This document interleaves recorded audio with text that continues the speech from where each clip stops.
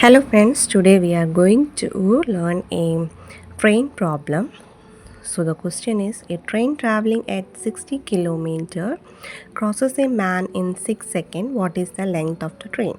Here we are going to find the length of the train. So first convert this 60 km per hour into seconds.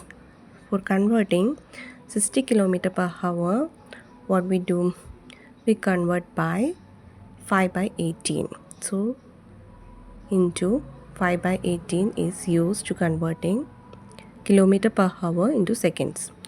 We know that for converting into seconds 5 by 18 is used, and for converting into kilometer per hours 18 by 5 is used. So here we want 5 by 8 for the 60 kilometer per hour. Okay, now going to cut it by 3 tables, 6 and 320. Now we are going to cut with 2, 2, 3 and 2, 10. We get 50 by 3 seconds.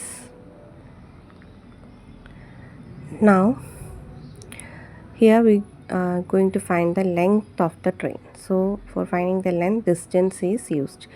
Distance is equal to speed by time. Here distance means length. Speed, we find it, the speed is what? The speed we converted into 50 by 3 seconds. So write the speed 50 by 3 seconds. This 50 by 3 seconds. Here time is what time? 6 seconds. Cross a man in 6 seconds. So 6. For converting in proper format, 50 by 3.